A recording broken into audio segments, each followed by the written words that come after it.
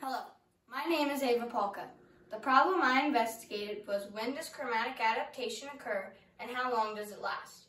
The hypothesis was that chromatic adaptation would occur when the lighting in an environment changed quickly and would last from 10 to 15 seconds.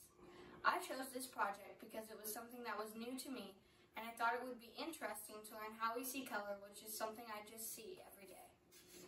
The sciences behind my experiment are the science of psychology, which is the study of the mind and behavior, and the science of neurology, which is the study of the nervous system in the brain.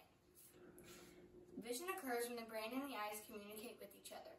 Multiple parts of the brain are used in the visual process, including the optical lobe, which processes the image, the parietal lobe, which controls depth perception and navigation, and the temporal lobe that gives meaning to what we see.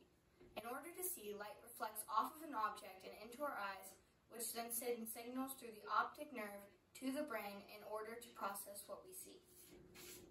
Chromatic adaptation is the visual system's ability to adapt to a change in the lighting in order to see color. It counteracts white point changes, which define color, meaning that it helps us to see color in a normal way, which means that it helps us to not be colorblind, which is when you cannot see color in a normal way. Color can sway thinking, actions, raise your blood pressure, or suppress an appetite.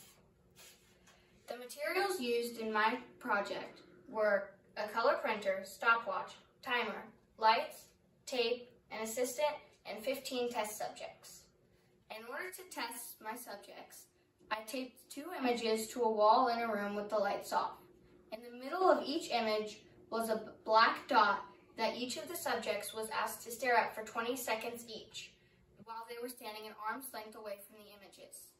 When they saw a change in color, they were to notify me so that I could start a stopwatch until the end of the 20 seconds or whenever the change disappeared.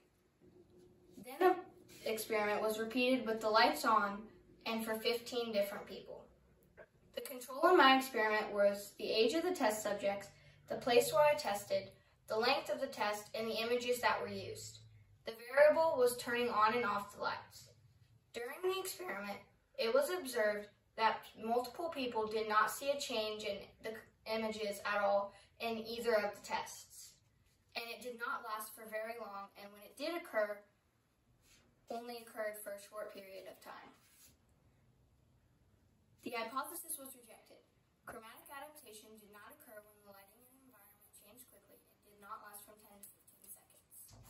A total of 46.6% of the subjects did not see a change in the colors at all, while 26.6% only saw a change with the lights off, and 26.6% saw a change in neither of the images. On average, the effect with the lights off was for 4.3 seconds, and for the lights on, 3.3 seconds. Overall, the effect lasted for 3.6 seconds. It was concluded that the averages were higher for the lights off because the eyes had adjusted to the lights being on all day long and had to try to adapt to the lights being off. Knowing this in the future could help by helping scientists develop new ways to help those who have visual disabilities.